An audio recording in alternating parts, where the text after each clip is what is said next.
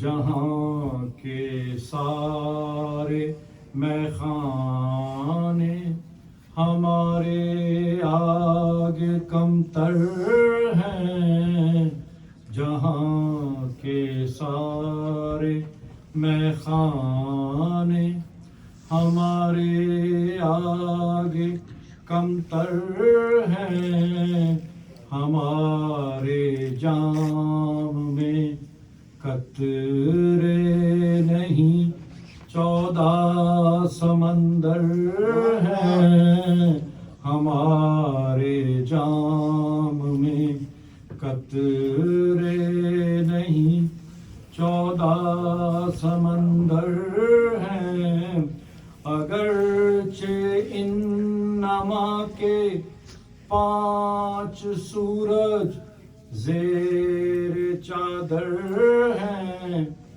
اگرچہ ان نما کے 5 سورج زیر چادر ہیں، مگر ان روشنیوں میں فقط زہرا ہی محور ہیں، مگر ان روشنیوں میں فقط زہرا ہی محور ہیں، یہاں پر فیضا و کمبر ہیں، سلمان و ابو ذر ہیں، یہاں پر فیضا و کمبر ہیں، سلمان و ابو ذر ہیں، کسی کے پاس کیا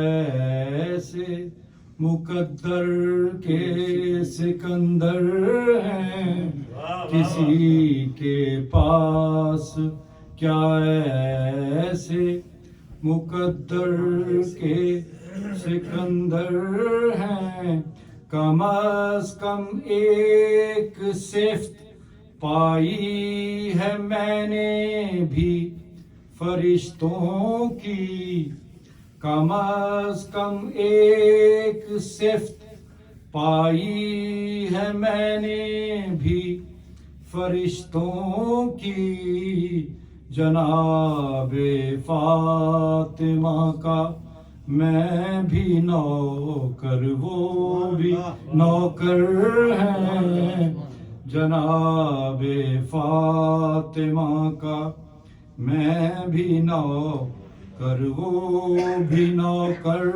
ہیں، مجھے ذرہ سمجھنے والے محشر میں پکاریں گے، مجھے ذرہ سمجھنے والے محشر میں پکاریں گے، در زہرا کے ذرے بھی ماہ و انجم سے بہتر ہیں، در زہرا کے ذرے بھی ماہ و انجم سے بہتر ہیں، تقابل اہل بیت پاک کا کرتے ہو غیروں سے، تقابل اہل بیت پاک کا کرتے ہو غیروں سے، جو ہیرے ہیں وہ ہیرے ہیں، جو پتھر ہیں وہ پتھر ہیں، جو ہیرے ہیں وہ ہیرے ہیں، جو پتھر ہیں وہ پتھر ہیں، زمانے بھر کے لوگوں میں فضائل ڈھونڈنے والوں، زمانے بھر کے لوگوں میں فضائل ڈھونڈنے والوں، فضائل ہیں وہی جو فاطمہ کے گھر کے اندر ہیں،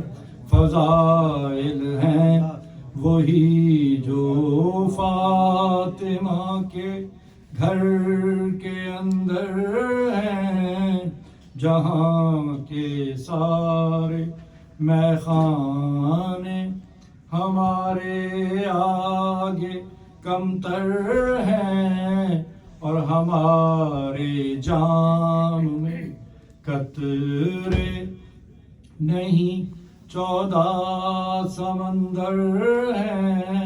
سیدہ سلام اللہ کی ذات پہ بلند تر سلام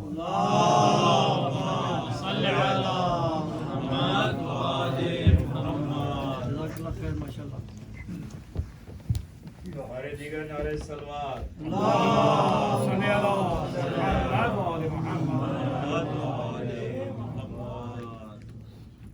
بر محمد و آل محمد سلام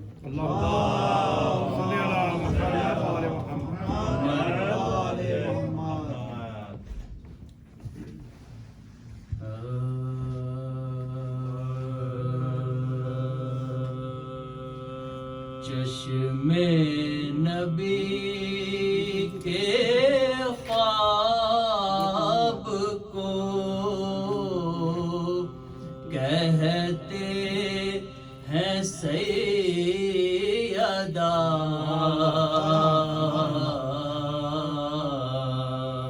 چشم نبی کے خواب کو کہتے ہیں سیدہ،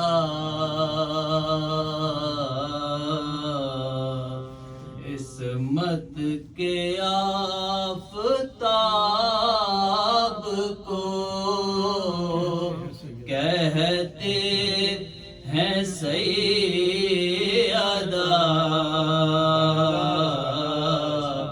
قرآن کے جواب کو کہتے ہیں سیدہ، منہ بولتی کتاب کو کہتے ہیں سیدہ،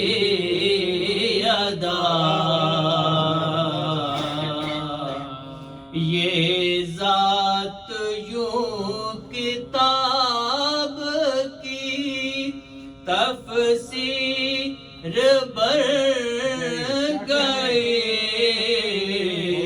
یہ ذات یوں کتاب کی تفسیر بن گئی، لفظوں میں ڈھل کے آیا تطہیر بن گئی،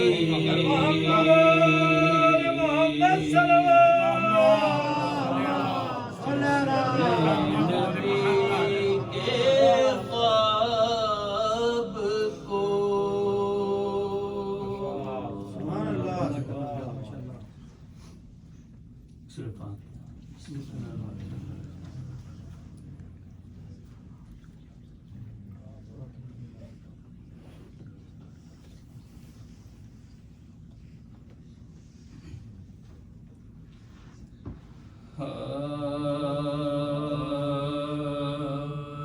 تھا یاد میں نبی کی جو زہرا کا غیر ہاتھ، تھا یاد میں نبی کی جو زہرا کا غیر ہاتھ، آنکھوں میں اٹھتے بیٹھتے آنسو تھے دل نڈھال، حیدر شریک کے غم تھے اور اطفال خرد سار، ان کے سوا کسی کو نہ تھا ان کا کچھ خیال، روتی تھی سر پٹک کے مزار رسول پر، ٹوٹی تھی قیامت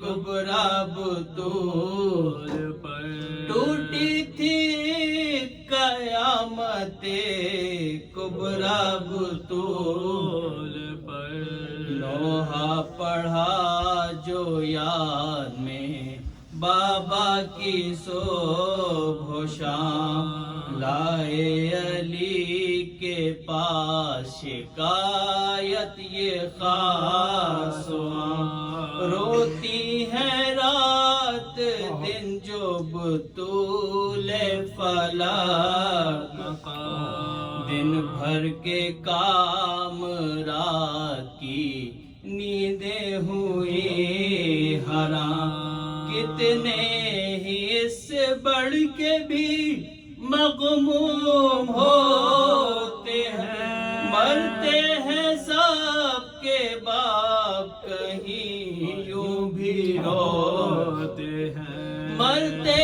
ہیں سب کے باپ کہیں یوں بھی روتے ہیں، سن کر مدینے والوں کا یہ دل شکن پیام، تھے صابر و حلیم مگر رو دیے امام، جا کر حرم سرا میں سنائے جو یہ کلام، ایک آہ بھر کے رہ گئی بنت شاہ انام، ایک آہ بھر کے رہ گئی بنت شاہ انام، اتنا کہا حضور کچھ ان کے کبھی نہ تھے، میرے ہی باپ تھے کہ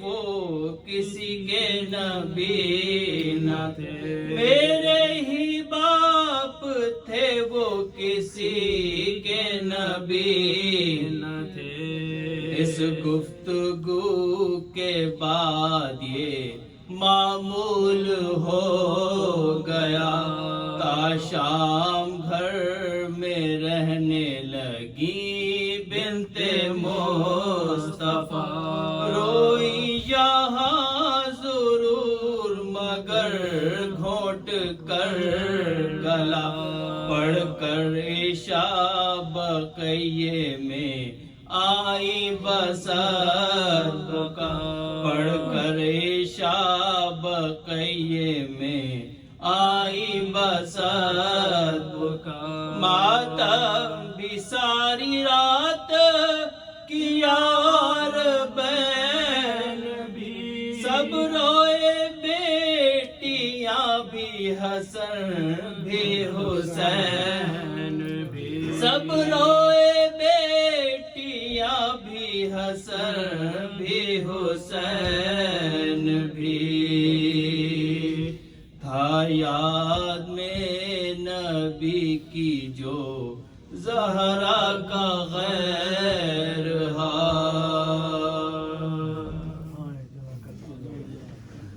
اور محمد وآل محمد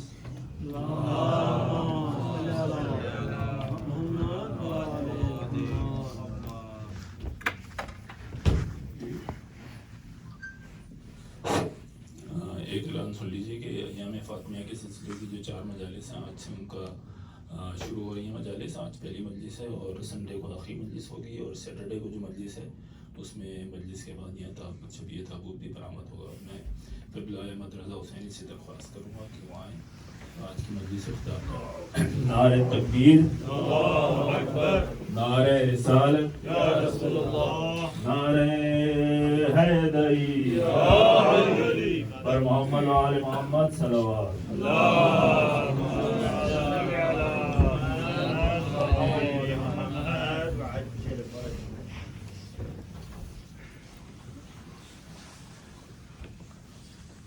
دیگر نعرہ الصلوات، اللهم صل علی محمد وعلى آل محمد۔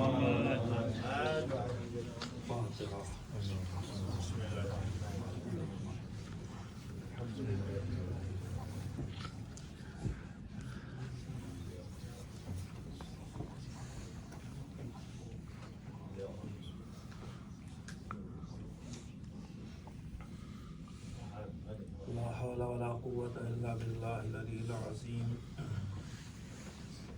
حسبنا اللہ ونعم الوکیل ونعم المولا ونعم النصیر اعوذ باللہ من الشیطان اللعین الرجیم بسم اللہ الرحمن الرحیم الحمد للہ الذی ہدانا لہذا وما كنا لنہتدی لولا ان ہدانا اللہ لقد جاءت رسل ربنا بالحق والصلاة والسلام والتحیۃ والاکرام علی نبیہ المجتبی ورسولہ المصطفی الخاتم لما سبق والفاتح لما الغلق المعلن الحق بالحق الدافع جیشات الاباطیل والدامغ صولات الازالیل حبیبنا ابی القاسم محمد اللهم صل على محمد وآل محمد وعلى عطرته الطاهرة وذريته النجباء السعداء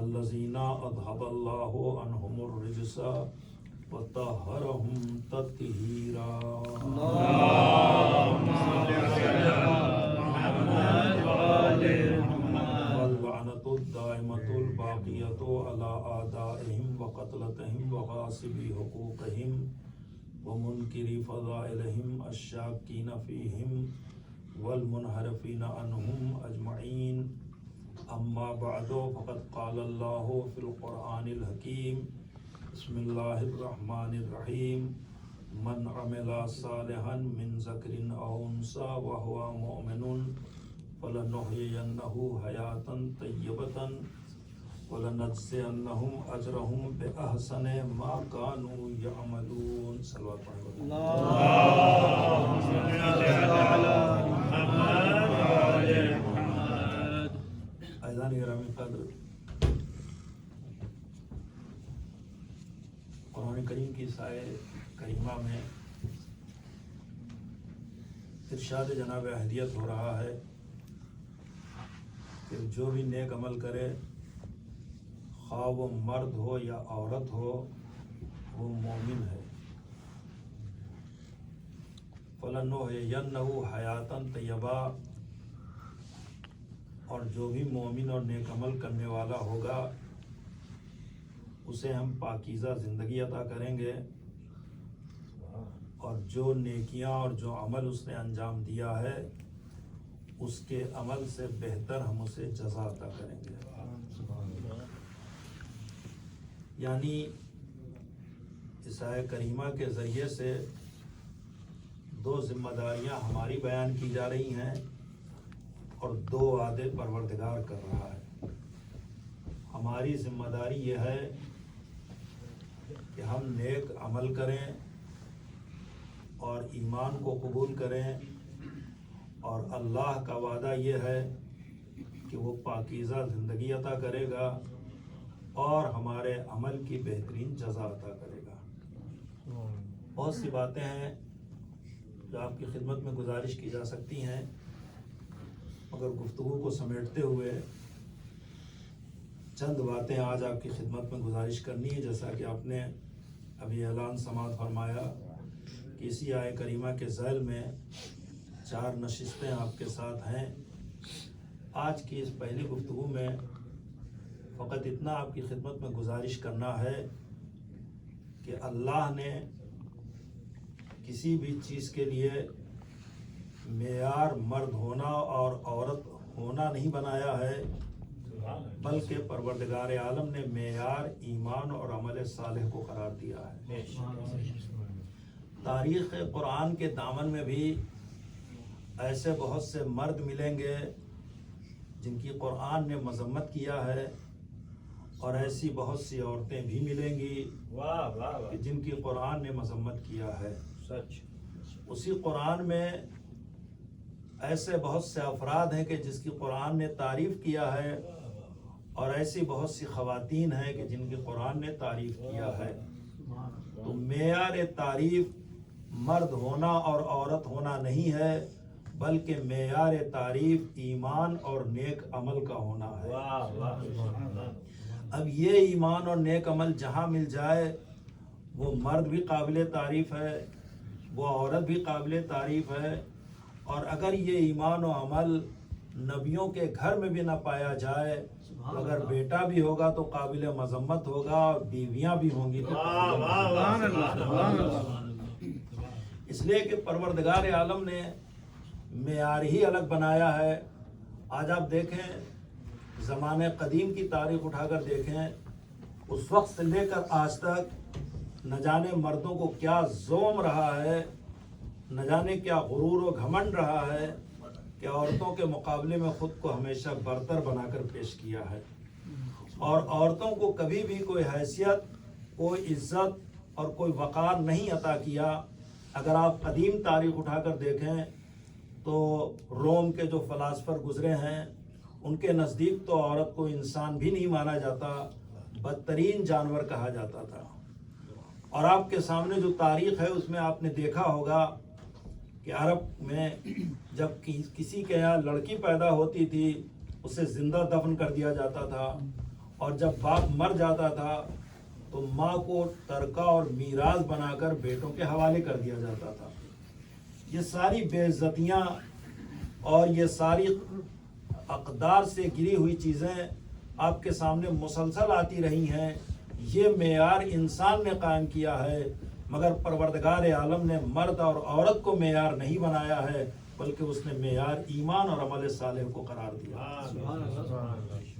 इसलिए कि वही वो परवरदिगार है जिसने मर्द को भी पैदा किया, वही वो खालिक है जिसने औरत को भी पैदा किया। आज के ज़माने में आप देखें तो आपको नज़र आएगा कि जो फैक्ट्रियों का निज़ाम है, जो कारखानों का निज़ाम है, जब कोई चीज़ बनती है तो दो चीज़ें हमेशा तय की जाती हैं, सांचा तय किया जाता है और मटेरियल तय किया जाता है। अगर आप गिलास की फैक्ट्री में चले जाएं तो कोई गिलास किस मेयार का बनेगा, कितना बड़ा बनेगा, उसके लिए एक सांचा बनेगा। ये गिलास किस चीज़ से बनेगा वो मटेरियल तय किया जाएगा और फिर उसके बाद उसको फैक्ट्री के हवाले कर दिया जाता है। अजीज़ों, ये तो होता है कि मशीन में कोई नक्स हो जाए, कोई ख़राबी हो जाए तो वो गिलास टेढ़ा मेढ़ा निकले उसमें से, लेकिन ये नहीं हो सकता है कि आप गिलास बना रहे हो तो उसमें से कपड़ा निकल आए। ये नहीं हो सकता है। जो आप बना रहे हैं वही निकलेगा। हो सकता है कि कुछ ख़राब निकले, मगर ऐसा नहीं हो सकता। इसलिए कि आपका कुल इख्तियार बनाने से पहले है, जब फैक्ट्री के हवाले कर दिया तो अब आपका कोई इख्तियार नहीं है।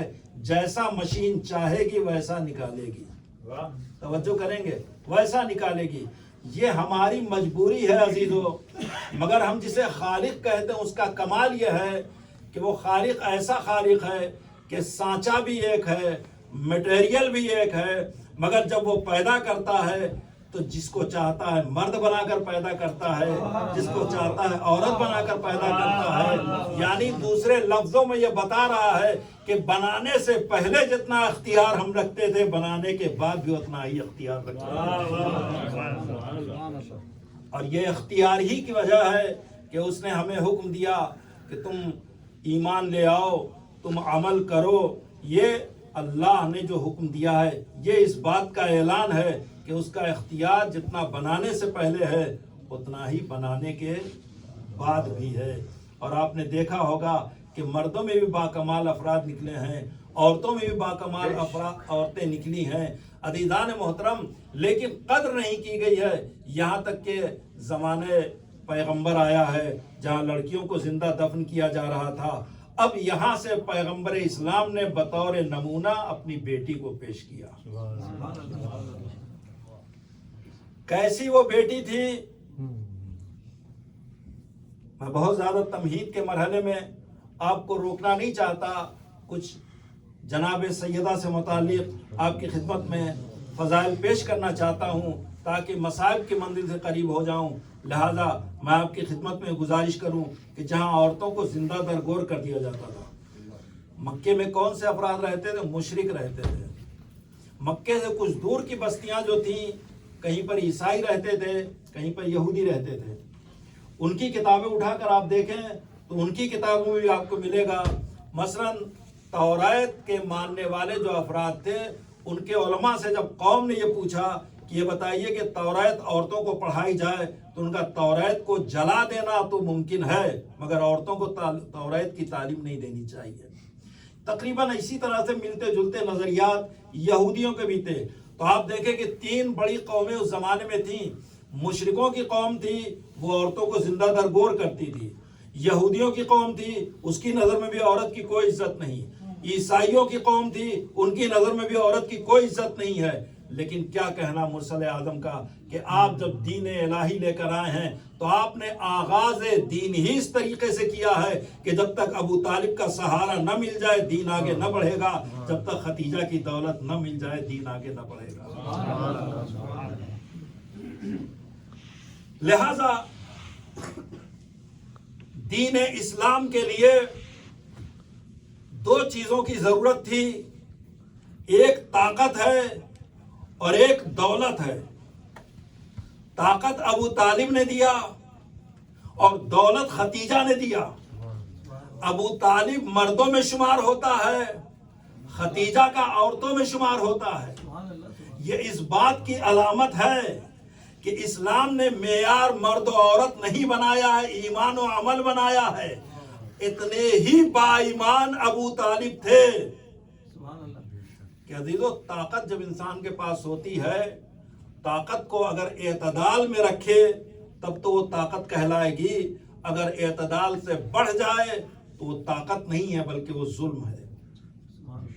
پیغمبر کبھی کسی ظلم کو قبول کرنے کے لیے تیار نہیں ہو سکتے تھے دین اسلام کی تبلیغ میں۔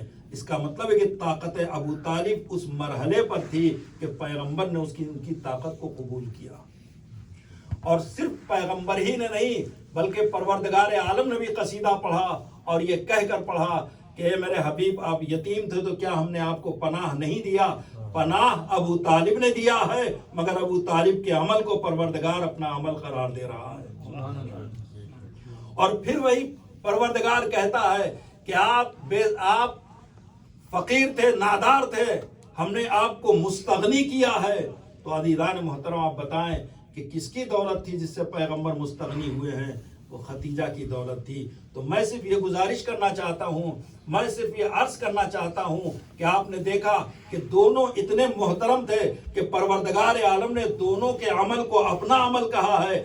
دونوں، ایک مردوں میں ہے ایک عورت میں بھی ہے۔ پروردگار یہی بتانا چاہتا ہے کہ ہم ایمان و عمل کو قبول کرتے ہیں، معیار عورت اور مرد ہمارے نزدیک نہیں۔ آج کے عہد میں، آج کے زمانے میں آپ دیکھیں تو آپ کو نظر آئے گا اکثر افراد ہیں جو یہ کہتے ہیں اسلام نے عورتوں کو کوئی حق نہیں دیا،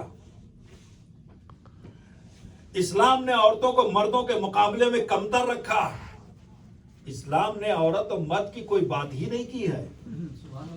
اسلام نے جو گفتگو کی ہے وہ ایمان اور عمل صالح کی گفتگو کی ہے۔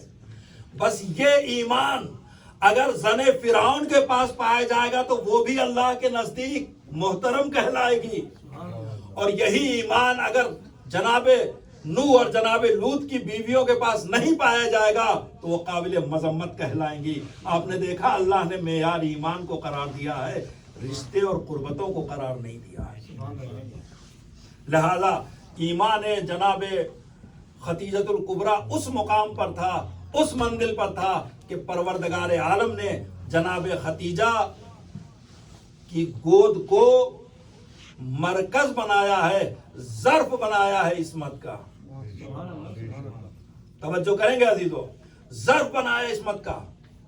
تاریخ اٹھا کر آپ دیکھیں، آپ کو پتہ چلے گا مولائے کائنات پیغمبر اسلام کائنات کی عظیم الشان شخصیتیں ہیں کہ پروردگار یہ کہہ رہا ہے کہ آپ سے بہتر بنا تو سکتا تھا مگر میں نے کسی کو بنایا نہیں ہے۔ توجہ کریں گے، مگر ان کے اسلاب و ارحام کو پروردگار عالم نے نبیوں کے ذریعے سے منتقل کیا، تو ایک عبداللہ تک پہنچایا اور ایک ابو طالب تک پہنچایا۔ عبداللہ کے ہاں پیغمبر کی ولادت ہوتی ہے، ابو طالب کے ہاں مولائے کائنات کی ولادت ہوتی ہے۔ کیا کہنا شرف جناب سیدہ کا کہ یہ سلسلہ نہ رحموں سے چلا ہے، نہ اسلاف سے چلا ہے، بلکہ پروردگار عالم نے براہ راست اپنے حبیب کو معراج پر بلایا ہے اور وہاں پر وہ نعمت عطا کی ہے، اور اسی نعمت کو پیغمبر نے ختیجہ تک منتقل کیا ہے، ختیجہ تک منتقل کیا ہے۔ اب پہچانے کہ وہ بیوی کیسی ہوں گی، ان کا مقام کیا ہوگا، ان کا مرتبہ کیا ہوگا۔ یہ ہے جناب سیدہ۔ اب آپ یہ ملاحظہ یہ فرمائیں کہ بنی نوع انسان کی ہدایت کے لیے کہ انسان یہ جانے کہ ایمان کہتے کسے ہیں، عمل صالح کہتے کسے ہیں، اس کے لیے پروردگار عالم نے انبیاء اور مرسلین کو بھیجا، لوگوں کی ہدایت کے لیے، لوگوں کی تبلیغ کے لیے، ایمان سے آشنا کرنے کے لیے، عمل کا طریقہ بتانے کے لیے۔ یہ انبیاء اور مرسلین اس دنیا میں آتے رہے اور یہ سلسلہ پیغمبر اسلام پر آ کر اختتام پذیر ہو گیا، اور اب یہاں سے سلسلہ امامت شروع ہوتا ہے، یہاں سے سلسلہ امامت شروع ہوتا ہے۔ اب ہمارے یہاں اصول کی کتابیں اٹھا کر دیکھیں تو آپ کو ملے گا کہ پروردگار جسے نبی بناتا ہے اس کے یہاں دو شرطیں پائی جاتی ہیں کہ نبی معصوم ہوتا ہے اور نبی طاہر ہوتا ہے۔ امامت کے لیے بھی دو شرطیں ہیں کہ وہ معصوم بھی ہوتا ہے، وہ طاہر بھی ہوتا ہے۔ عصمت کا تقاضا یہ ہے کہ نبی کوئی غلطی نہ کرے، اور طہارت کا تقاضا یہ ہے کہ اس کے قریب نجاست نہ آئے۔ اس لیے پروردگار عالم نے شرط نبوت و امامت یہ رکھا ہے کہ وہ طاہر بھی ہوگا، وہ معصوم بھی ہوگا، اس لیے کہ مسئلہ دنیا کا نہیں ہے، مسئلہ آخرت کا ہے۔ آخرت کی باتوں پر یقین تب آئے گا کہ بتانے والا اتنا قابل اعتبار ہو کہ اس کی زندگی میں نہ کوئی غلطی ہو، نہ کوئی خطا ہو، نہ کوئی ہسیان ہو، نہ کوئی نسیان ہو۔ اس کا مطلب یہ ہے کہ بتانے والا معصوم ہونا چاہیے۔ ایک صلوات پڑھنے پر محمد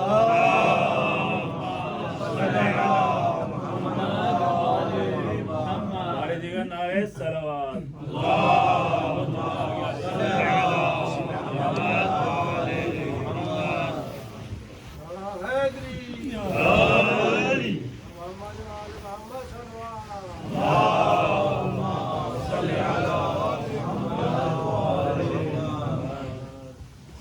بتانے والا معصوم ہونا چاہیے، بتانے والا طاہر ہونا چاہیے۔ لہذا شرط امامت بھی یہی ہے اور شرط نبوت بھی یہی ہے۔ عزیزان محترم، لیکن مشکل ہماری یہ ہے کہ اللہ نے عورتوں کو بھی پیدا کیا ہے، اللہ نے مردوں کو بھی پیدا کیا ہے، اور یہ دین سارے انسانوں کے لیے ہے۔ وما خلقت الجن والانس الا لیعبدون، ہم نے اس دین کو جنات و انسان کے لیے پیدا کیا ہے۔ انسان لفظ عام ہے، انسان میں عورت بھی شامل ہے، مرد بھی شامل ہے۔ اب اگر یہ دونوں شامل ہیں تو ٹھیک ہے، مردوں سے متعلق جتنی بات تھی وہ تو پیغمبر نے بتا دیا، مگر عورتوں سے متعلق جو مسائل ہیں وہ کیسے بتائے جائیں گے؟ پیغمبر بتا نہیں سکتے، اس لیے کہ ان کا تعلق صنف قوی سے ہے۔ لہذا اس کے لیے ضرورت اس بات کی تھی کہ کوئی ایسی خاتون ہو جو بظاہر نبی نہ ہو، بظاہر امام نہ ہو، مگر کمالات کی دنیا میں اسی مقام پر فائز ہو جہاں نبوت دکھائی دیتی ہے، جہاں امامت نظر آتی ہے۔ برائے خوشنودی سید کونین بآواز بلند صلوات۔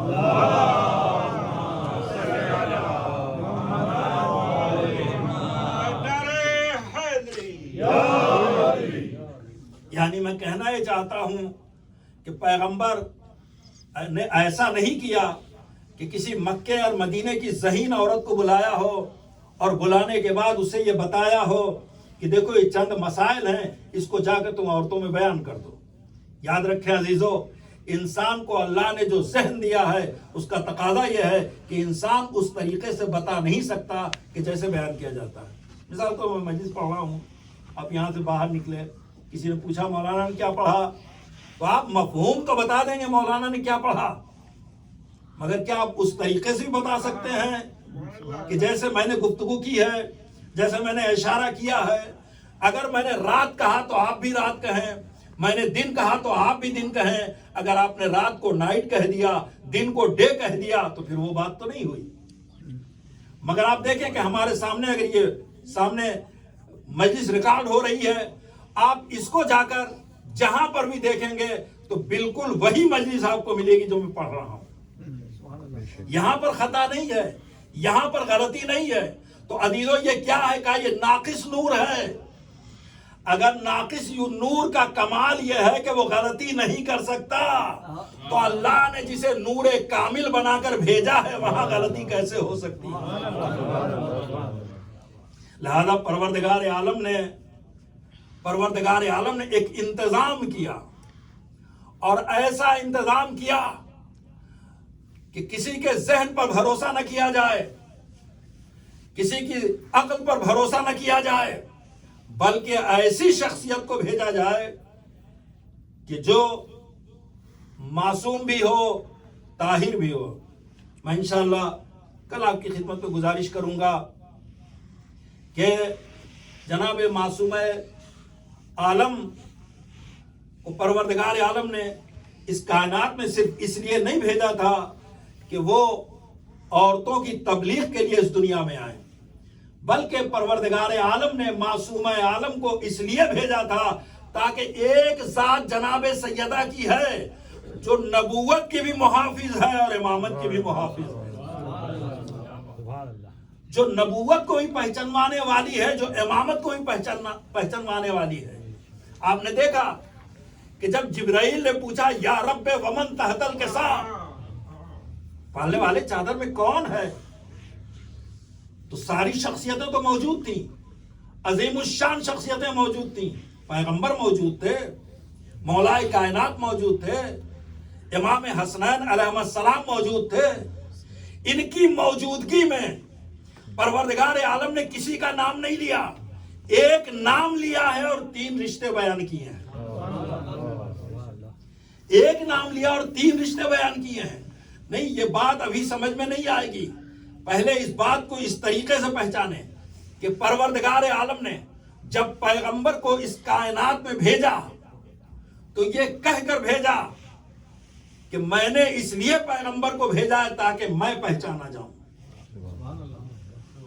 حدیث قدسی کا بڑا مشہور جملہ ہے، کنتو کنزم مخفیہ، میں چھپا ہوا خزانہ تھا، فاحببتو، میں نے چاہا، توجہ کریں گے اس جملے کو، یہ بڑا قیمتی جملہ، فاحببتو، میں نے چاہا، میری خواہش ہوئی، میری مشیت تھی، فاحببتو ان اعرف، کہ میں پہچانا جاؤں، میں پہچانا جاؤں۔ تو عزیزو یہ سارا کاروبار کیا ہے دین کا؟ کہ بندہ اگر نماز پڑھتا ہے، روزہ رکھتا ہے، یہ سب سورسز ہیں تاکہ ہم اپنے پروردگار کو پہچان سکیں۔ اصل میں ہمیں پروردگار کو پہچاننا ہے۔ یہ کتنی اہم چیز ہے، اس کو پہچانوانے کے لیے، پروردگار کو پہچانوانے کے لیے پروردگار نے ان ذوات مقدسہ کو اس دنیا میں بھیجا۔ فَأَحْبَبْتُ أَنْ أُعْرَفَ، میں نے چاہا کہ میں پہچانا جاؤں۔ فَخَلَقْتُ يَا مُحَمَّد، یہ بھی حدیث قدسی کا جملہ، فَخَلَقْتُ خَلْقًا، میں نے ایک مخلوق خلق کیا، فَخَلَقْتُ لِكَيْ أُعْرَفَ، میں نے چاہا کہ میں پہچانا جاؤں۔ یہ ہے حدیث قدسی کے مختلف جملے جو ہمیں ملتے ہیں۔ تو پروردگار نے اپنے تعارف کے لیے ان ذوات مقدسہ کو اس دنیا میں بھیجا۔ اب بھیجا تو پیغمبر کو بڑی شان کے ساتھ بھیجا کہ پہلے اس نے اپنی تعریف کیا اور پھر اس کے بعد پیغمبر کی تعریف کیا اور اس تعریف سے اپنا تعارف کرایا۔ یعنی تعریف جس کو انگلش میں ہمارے بچے پریز جسے کہتے ہیں، پریز کے ذریعے سے پروردگار نے انٹروڈکشن کرایا اپنا، کہا یسبح للہ ما فی السماوات و ما فی الارض، وہ تمام چیزیں جو زمین اور آسمان کے درمیان ہیں وہ اللہ کی تسبیح کر رہی ہیں، اللہ کی بے عیبی کا اعلان کر رہی ہیں۔ وہ اللہ کے جو ملک ہے، قدوس ہے، عزیز ہے، حکیم ہے، اپنے 4 صفات اس نے بیان کیے، اور پھر وہ پروردگار کہتا ہے هو الذی، وہ پروردگار ہے کہ جس نے امیین میں ایسے رسول بنا کر بھیجا۔ هو الذی بعث فی الامیین رسولا منہم، وہ پروردگار ہے جس نے ایسا رسول بنا کر بھیجا۔ وہ رسول کیا آیات کی تلاوت کرتا ہے، نفسوں کو پاکیزہ کرتا ہے اور کتاب و حکمت کی تعلیم دیتا ہے. اس میں نبی کی تعریف ہو رہی ہے مگر نبی کا تعارف نہیں ہو رہا ہے. نبی کی تعریف ہو رہی ہے، نبی کا انٹروڈکشن نہیں ہو رہا ہے. تعریف نبی کی ہو رہی ہے، انٹروڈکشن پروردگار کا ہو رہا ہے. دنیا عقل سوچے، جب نبی اتنا بلند ہے تو اس نبی کو بنانے والا پروردگار کیسا ہوگا. تو پروردگار نے اپنے تعارف کے لیے پیغمبر کو اس دنیا میں بھیجا. پہچانے اپنے انٹروڈکشن کے لیے پروردگار نے پیغمبر کو اس دنیا میں بھیجا. اب ضرورت اس بات کی تھی کہ دنیا پیغمبر کو بھی پہچانے. اگر پیغمبر کا انٹروڈکشن نہ ہوگا تو اسی طریقے سے دنیا پیغمبر کو نہیں پہچانے گی. امام کا انٹروڈکشن نہ ہوگا تو دنیا امام کو بھی نہیں پہچانے گی. تو ضرورت اس بات کی تھی کہ ان کا بھی تعارف ہو، یعنی نبوت کا بھی تعارف ہو، امامت کا بھی تعارف ہو. لہذا پروردگار عالم نے، اب یہاں جبرائیل کا سوال ہے یا رب ومن تحت الکسا، پالنے والے کسا میں کون ہے. تو اب جو جملہ کہا جا رہا ہے یہ جملہ یہ بتا رہا ہے کہ ایک ذات فاطمہ ہے جس سے نبوت بھی پہچنوائی جا رہی ہے، امامت بھی پہچنوائی جا رہی ہے. برائے خوشنودی جناب سیدہ بآواز بلند صلوات.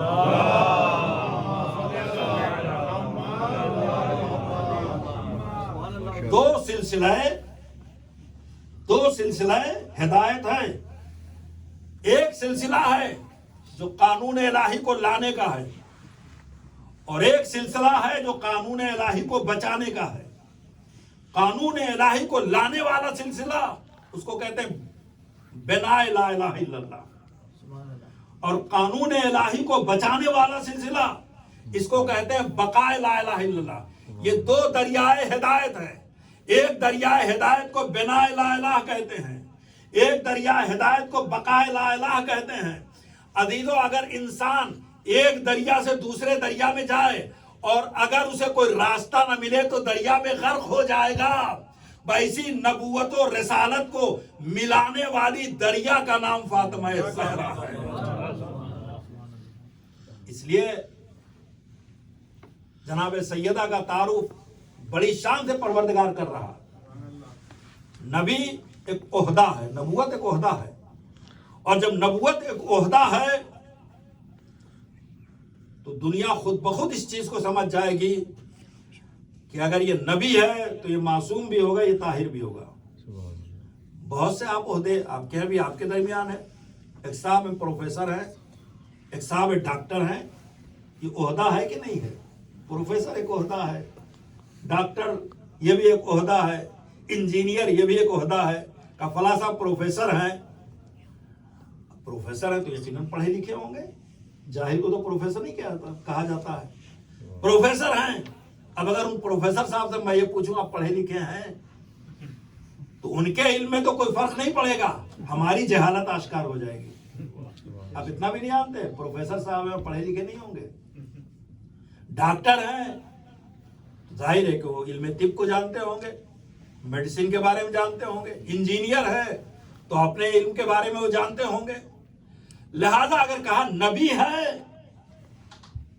تو نبی عہدہ ہے، طاہر بھی ہوں گے، معصوم بھی ہوں گے. امام ہے، امام عہدہ ہے، طاہر بھی ہوں گے، معصوم بھی ہوں گے. مگر عزیزو ان دونوں کے درمیان ایک ذات ہے جو نہ نبی ہے نہ امام ہے، مگر ہے اسی مقام کی جس مقام کی نبوت ہے، جس مقام کی امامت ہے. لہذا اس ذات کو کیسے پہچانا جائے؟ لہذا پروردگار عالم نے آئے تطہیر کو نازل کیا اور آئے تطہیر کو نازل کر کے بتایا کہ اس میں شامل تو سب ہیں لیکن یہ برائے سیدہ ہے.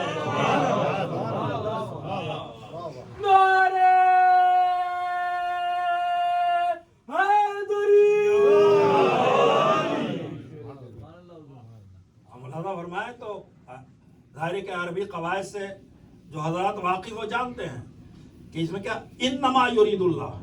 انما یہ کیا ہے؟ یہ کلمہ حصر ہے. کلمہ حصر کا مطلب کیا ہوتا ہے؟ کلمہ حسر جب کسی جملے پر داخل، کسی کلمے پر داخل ہوتا ہے تو اس کا مطلب یہ ہوتا غیر آنے نہ پائے اور اپنا جانے نہ پائے. یہ ہے کلمہ حسر کا مطلب. تو لہذا انما کا پہرا لگا ہوا کلمہ حسر ہے.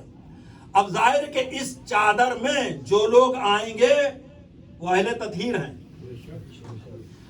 یہ بھی نہیں ہے کہ آئے تطہیر کے نازل ہونے کے بعد یہ طاہر ہوئے ہیں، یہ پاک ہوئے ہیں، بلکہ یہ پاک تھے تب آئے تطہیر نازل ہوئی ہے. آئے تطہیر کے آنے کے بعد آئے تطہیر میں تو اعلان ہوتا ہے. اب دیکھیں جتنے جملے ہیں پیغمبر اسلام جناب سیدہ گھر تشریف لاتے ہیں، اے بیٹی انی اجدو فی بدنی ضعفا، میں ضعف محسوس کر رہا ہوں. پیغمبر اسلام نے جیسے ہی کہا کہ بابا آپ کا گھر ہے تشریف رکھیے، ابھی پیغمبر اسلام لیٹے ہی دے کہ جناب سیدہ نے چادر اڑا دیا، اور تھوڑی دیر میں امام حسن آتے ہیں. مادر گرامی انی اشم عندک رائحۃ طیبہ، میں تو نانا کی خوشبو محسوس کر رہا ہوں، ایسا لگتا ہے وہ یہی ہے. جناب سیدہ کہتے ہیں وہ تمہارے نانا لیٹے ہوئے، چلے جاؤ. جب بیمار تھے تو بچوں کو روکنا چاہیے تھا، جیسے آج کل ہوتا ہے بیماری نہ لگ جائے، شہزادی کریں جاؤ تمہارے نانا لیٹے ہوئے ہیں. اور امام حسن تشریف لاتے ہیں اور اجازت مانگتے ہیں. اجازت ہے کہ میں داخل ہوں. سلام کیا، اجازت مانگی. جواب سلام میں حضور کیا ارشاد فرماتے ہیں؟ پیغمبر ارشاد فرماتے ہیں کہ اے میرے لال، اے میرے لال، اے میرے دل کے ٹکڑے. تو عزیزو آپ پہچانے کہ پیغمبر اسلام کا جملہ کیا ہے؟ کیا ارشاد ہونا تھا؟ یا بنیا، اے میرے لال، اے میرے دل کے ٹکڑے. اور پھر امام حسن کو شامل کر لیتے ہیں. تھوڑی دیر میں امام حسین آتے ہیں اور یہی صورتحال ہے، وہ بھی یہی بات کہتے ہیں. اور پیغمبر اسلام ان سے بھی یہ کہتے ہیں چادر میں آ جاؤ. جناب سیدہ بھی آ جاتی ہیں، مولائے کائنات بھی آ جاتے ہیں. اور جب چادر میں سب اکٹھا ہوتے ہیں تو ہم نے دیکھا، اور اس حدیث کو نقل کرنے والے بہت سے راوی ہیں، اس میں مشہور راوی خود جناب عائشہ ہیں اور دیگر بھی جناب عبداللہ ابن جابر ابن عبداللہ انصاری وغیرہ تو تھے ہی، اور بھی بہت سے ہیں. اس حدیث قصہ کے راوی. اب عزیزو اس میں روایت کا جملہ ہے کہ جناب ام سلمہ آگے بڑھی، چادر کا گوشہ اٹھایا اور کہا یا رسول اللہ اجازت ہے کہ میں بھی آ جاؤں. تو پیغمبر نے کہا اے بی بی آپ خیر پر تو ہیں مگر چادر میں نہیں آ سکتی ہیں. یعنی آپ پہچانے کہ ام سلمہ کا مرتبہ کتنا بلند ہے کہ زبان نبوت سے خیر کی سند مل رہی ہے. اے بی بی آپ خیر پر تو ہیں مگر چادر میں نہیں آ سکتی، اس لیے کہ آپ خیر پر ہیں، چادر والے خود اہل خیر ہیں. فرق ہے نا. برائے خوش نودی پنجتن پاک باد بلند سلام.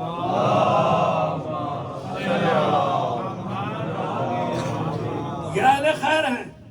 اور چادر میں کون ہے دنیا جانتی ہے، پنجتن پاک جسے کہتے ہیں، پیغمبر ہیں، سیدہ ہیں، مولائے کائنات ہے، امام حسن ہے، امام حسین ہے. یہ چادر کس کی ہے؟ سیدہ کی چادر ہے. یہ چادر سیدہ کی ہے اور اس میں یہ پنجتن پاک آ گئے اور اس طریقے سے آ گئے کہ جسم کا کوئی بھی حصہ چادر سے باہر نہیں ہے. یہی وہ چادر ہے کہ جس کو شب ہجرت پیغمبر اسلام نے علی کو اڑھایا تھا. یہی وہ چادر ہے کہ جو پیغمبر خود بھی اوڑھتے تھے.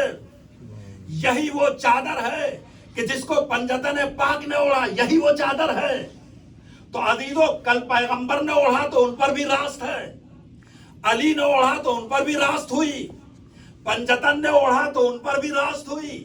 اس کا مطلب یہ ہے کہ یہ چادر قدوں پر نہیں بنائی گئی، یہ نور واحد پر بیوتی گئی ہے. جو پہنتا ہے ان پر فٹ آتی ہے.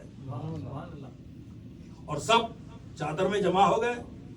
اور اب پیغمبر اسلام نے اہل بیت کے فضائل بیان کیے. عزیزو ابھی آپ نے سورہ یاسین کی بھی تلاوت سنی ہے. ماشاءاللہ بچے نے بہت اچھی تلاوت کیا ہے. حدیث کے ساتھ بھی پڑھی گئی ہے. ایک عجیب بات ہے, آپ نے سورہ یاسین سنا اس کا ثواب ہے, جس نے پڑھا اس کو بھی ثواب ملا ہے. اچھا پڑھا ختم ہو گیا سلسلہ, جیسے سلسلہ ختم ہوا اس ثواب کا سلسلہ بھی وہاں پر ختم ہو جاتا ہے. مگر حدیث قصہ کے لیے ایسا نہیں ہے. آپ جملہ سنتے ہیں حفت بہم الملائکہ واستغفرت لہم ان یتفرقوا, کہ جہاں پڑھی جاتی ہے